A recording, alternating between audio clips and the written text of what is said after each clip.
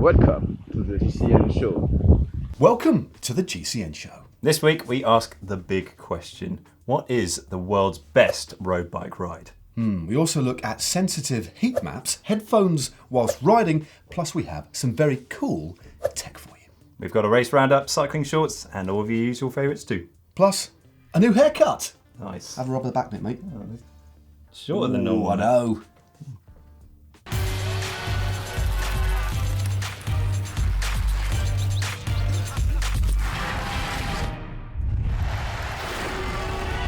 This week in the world of cycling, we learned that Strava's global heat map not only gives us information about all the favourite cycling routes in the world, but also some rather sensitive information as well. Yeah, the latest heat map has highlighted the somewhat confidential location of some military bases, as well as the location and the whereabouts of the personnel within them.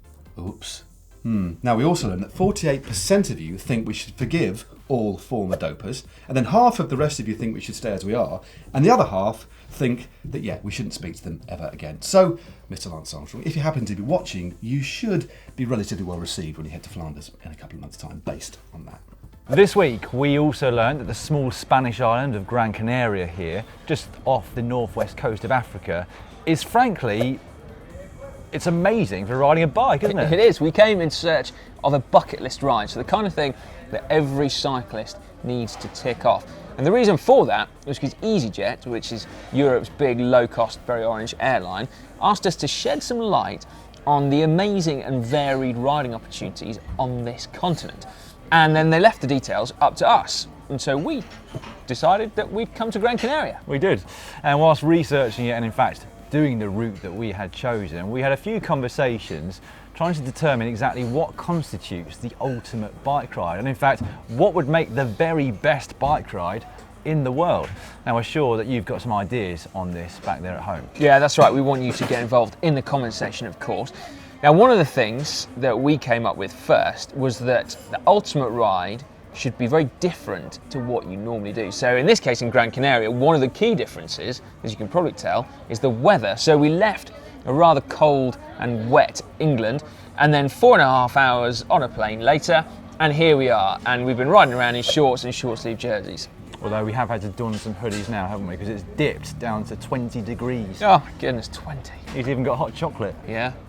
The difference doesn't just have to be weather related though. It could be the kind of roads that are on offer, or the terrain. Yeah, or... I definitely think geography is a big thing for a bucket list ride, isn't it? We, for example, where we both live, don't have any mountains near us, so it's always nice to go away somewhere where there are some long climbs to ride. And I also think it helps if the place is stunningly beautiful.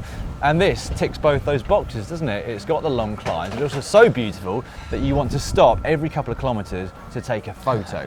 Mainly so that you can gloat on social media to everyone else that's stuck back home in the rain. But the ride was incredible, wasn't it? It had a bit of everything. It had the mountains, it had the ocean in the distance, it had rock faces, you went through pine forests. We even had a load of cacti to look at, didn't we? Yeah, cactus are great, aren't they? Although it's not essential for a bucket list ride. Well, no, what, cacti? No, I mean the geography. I mean, like, incredible geography isn't essential.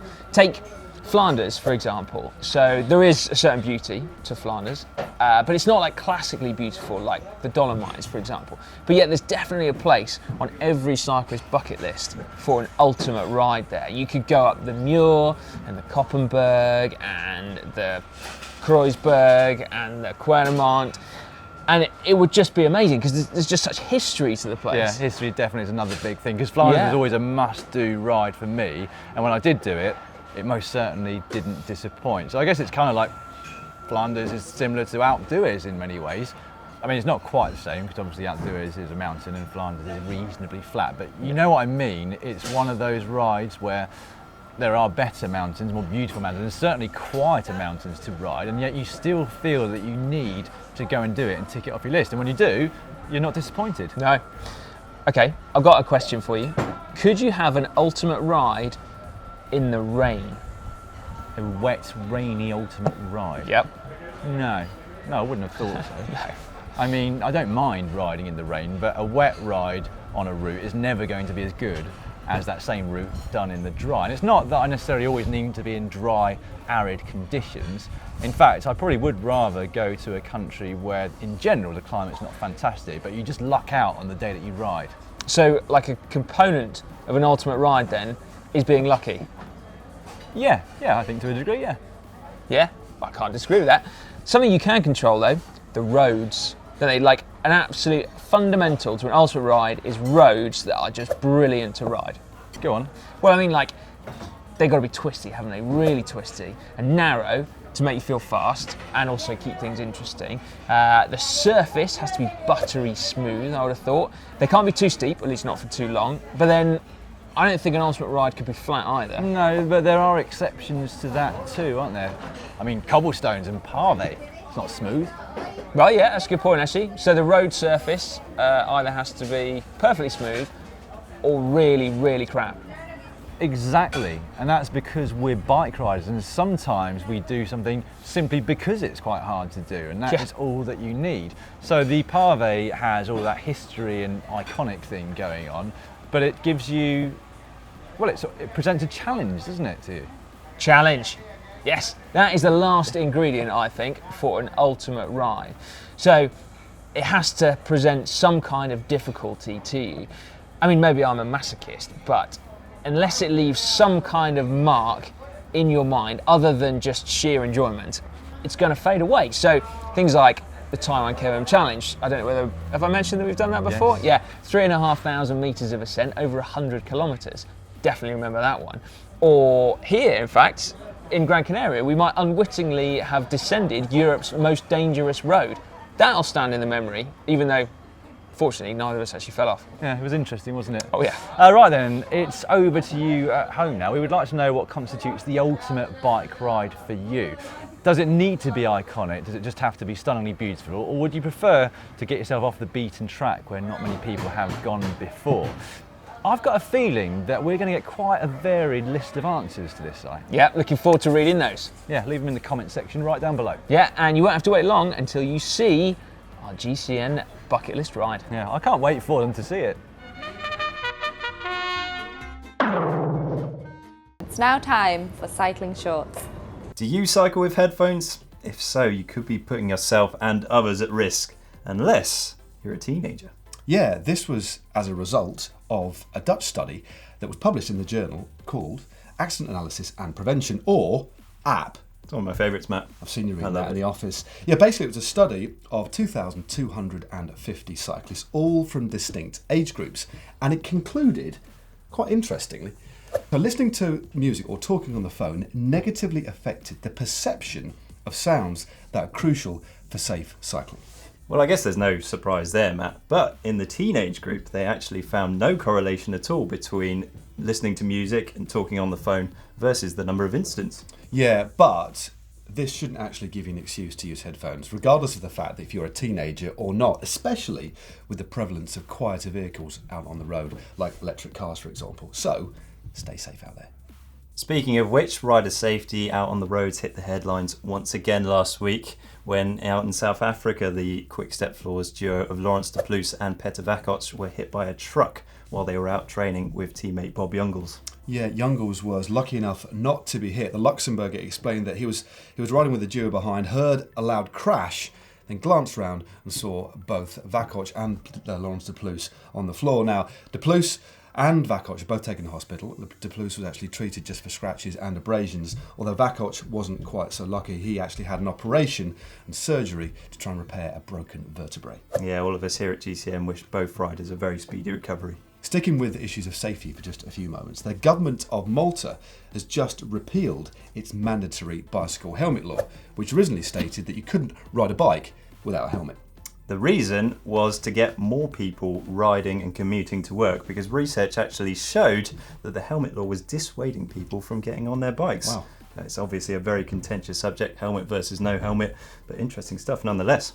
Now, dockless bikes have come in for some pretty bad publicity over recent months, with thousands of these particular bikes being abandoned, discarded or simply stolen. But a recent study has shown that dockless bikes have had a remarkably positive impact in some areas as well. Yeah, this study showed that dockless bikes accounts for 11.6% of all transport miles in cities, a figure which has more than doubled since they were introduced. Now, there are more than 16 million dockless bikes in China, each of which is ridden on average about 3 times a day, according to the Chinese State Information Centre. There's some pretty impressive stats there, John. Indeed. Well, now it's time for Chris Froome News.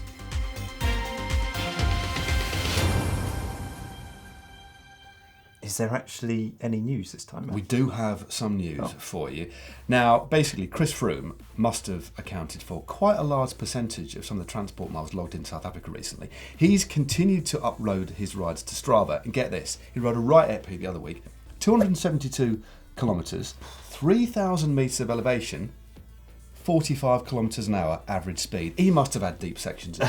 That's ridiculous. Well, unsurprisingly, Matt, the ride was flagged. There you go. So we can probably safely assume that he was being motor-paced, i.e.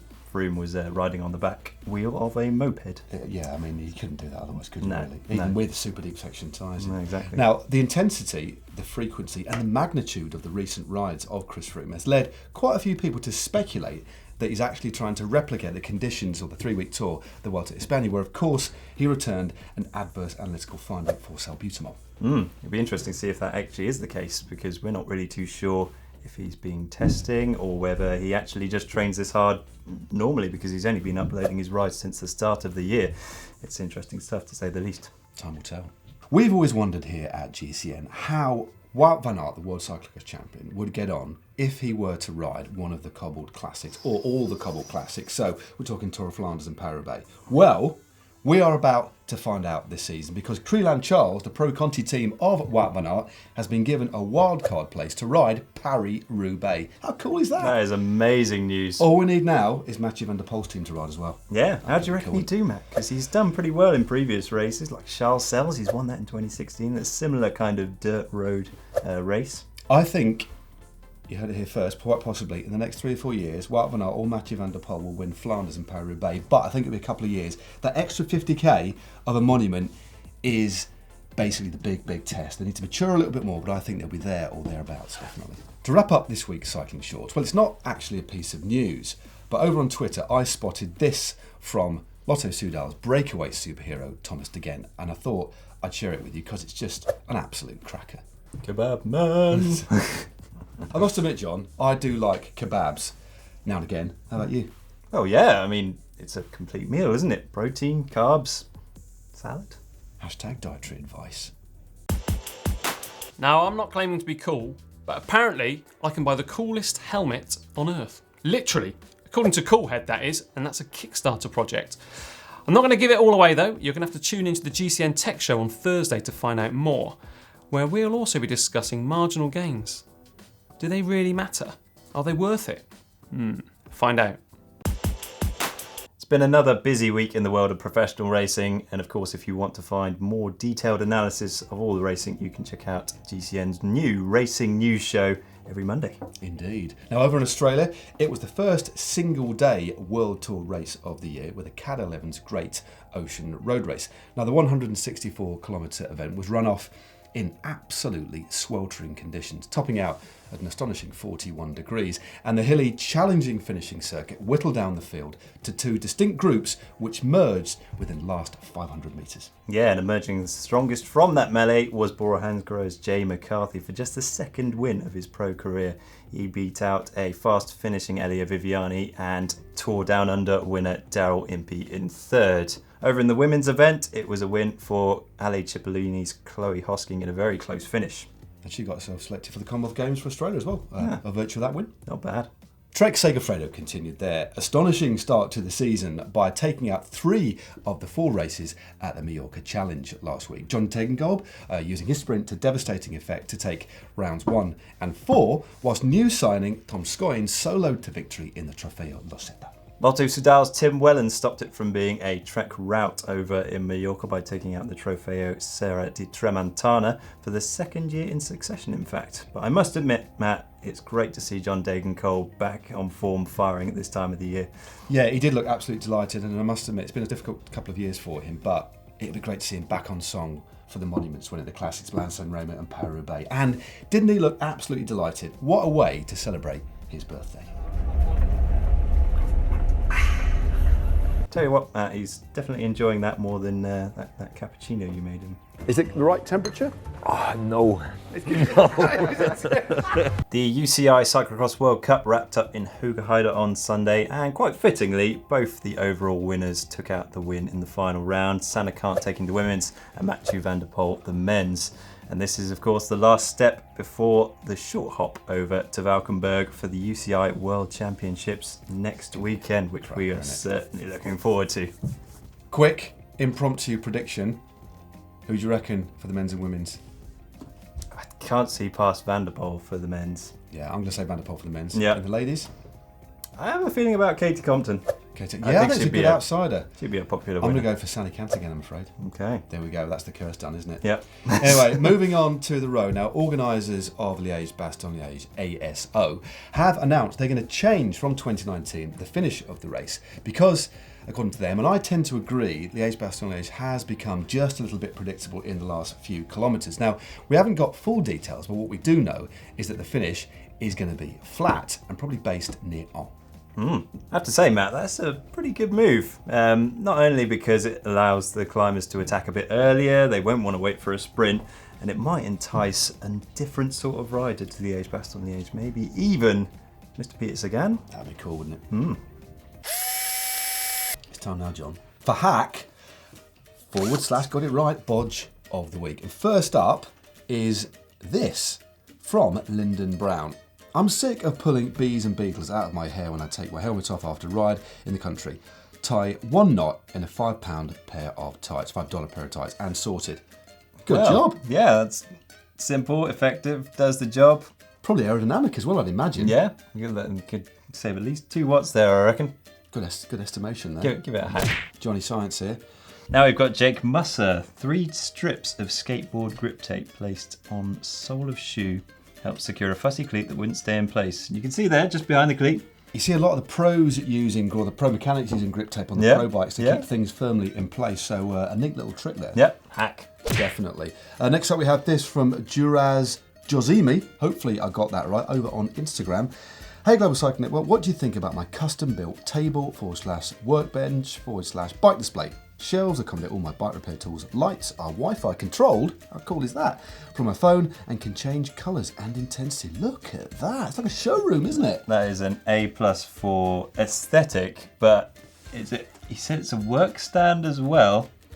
So does he need like a step ladder? He might need to step up to. A little bit dangerous that. But otherwise, I mean, you can't fault that. It looks beautiful. It's So, a stunning display. give it a hack. It's the first I've seen of its kind as well. Yeah. We've got this from Gros Maurice. Now, it looks like something you might have ridden in the 80s, Matt. What are you saying?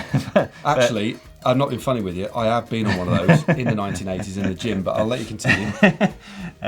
This is actually a ghetto indoor training rig featuring drop bars, 3D printed faux hoods, repurposed mountain bike shifter, resistance adjustment. The cranks have been rethreaded. I mean, like, he's proper gone to town on that, and presumably it works, and presumably it gets him very fit. And it cost him only $40. $40. That is something to behold. I particularly like the 3D printed lever hoods. Yeah. Very nice indeed. I mean, you could get something much more expensive, but that is good bodge, I would say. I think that's definitely a bodge. Yeah. But good nonetheless. Definitely. Next up is this from Jeff.Chin, again over on Instagram. Pipe fitting bar ends, cycling hack or bodge. Oh my gosh. So basically, it's a copper pipe clamped by the stem, of course, and then, hold on a minute, so the bar ends are kind of U-bends, are plumbing U-bends. I've never seen anything like it. It's interesting to look at, but it's got to be a bodge. There's got to be better ways. There has got to be better ways. Couldn't you have found some old bar ends? But I think for ingenuity, it's a bodge. 10 out of 10 for ingenuity. And I'm loving as well. Look at the little finger brakes on the front there. Oh yeah. Yeah, I didn't even notice that. Obviously, the U-bends they threw me. And also, it looks like you've cut up a recorder or something, or some sort of woodwind instrument, and slotted them over the bars as well for added whistle effect. That's incredible. But all in all, bodge. Yeah, bodge. That ends a very eclectic mix of hacks and bodges. And don't forget that you can submit your hacks and bodges using the hashtag GCN Hack on social media. What he said. Caption of the week now, and you know the deal. We give you a photo, you caption it, and you could be in with a chance of winning a GCN Camelback water bottle. Here is last week's. It's Manuele Bawaro with a koala on his helmet. Yeah, and the winner is Eddie Dutton. This is a highly quality helmet. That did make me smile in real life. Well, that's not a fake smile, that's real. So you do deserve your Camelback smoked, possibly water bottle, depends what one we choose for you. I suppose we better give them a smoke one, we really. Yeah. Well, how about trying to caption this? It's the Border Hansgrohe team, I think at the Tour San Juan. That's right, Matt. Can I start you off? Go on then, Matt. Give it a go. Whoa, the okie dokie. Whoa, the okie dokie. Whoa, the okie dokie. In, out, shake it all about. There we go. That was the Okey Cokey, or the Hokey Pokey, as it's sometimes known in other countries. I don't think that's going to be beaten. I really It's don't. It's shaky, but you know it'll do for starters. If you can beat Matt's very musical caption, then you can leave your captions in the comment section down below. GCN water bottle could be yours. Before we tell you what's coming up next on GCN this week, we thought we'd pick up a couple of comments from last week's videos, and we've got a couple of crackers for you here. We have. These are from Under the Training Myths with Louis Passfield video, when he in fact was a genie. I give you 5 myth-busting questions. It's Professor Louis Passfield. He's a genie. Matt, do I really have to wear this beard? You can swap it for the lab coat. Deal. The first of which is from Paul Z. Simon, my gran wants her sunglasses back, thanks. Yeah, Louis turns up as a genie and everybody's on about size sunglasses. Yeah. They were a bit suspect. They were a bit dodgy, weren't Anyway, Andrew Langchance says, all I can see is hot chocolate fudge cake, $2.95 with single cream. I'm feeling a bit hungry. Does sound good. Especially with cream. Should we have a look at what's on the channel next week? Right, yeah. Okay. Let's get back on it. On Thursday, we take a look at the top 10 possible protagonists for the forthcoming World Cyclocross Championships in Valkenburg. On Saturday, we're back in the kitchen for a vegan post-ride meal. Talking about food again. I know. All right, on Sunday, we get to check out what Si and Dan have actually been up to in Gran Canaria, aside from drinking hot chocolate and sunning themselves. Not that we're jealous. On Monday, we've got the latest edition of the GCN Racing News Show. We've got the Etoile de Bessèges, we've got the Tour of Valencia. And the Cyclocross Worlds. And the Cyclocross Worlds, of God, course. who can forget? And on Tuesday, we're back here for the GCN Show. Number 265. Last, but by no means least, John, it's time for Extreme Corner. What have we got? We've got US Under-23 national champion in cyclocross, Christopher Blevins, versus some steps.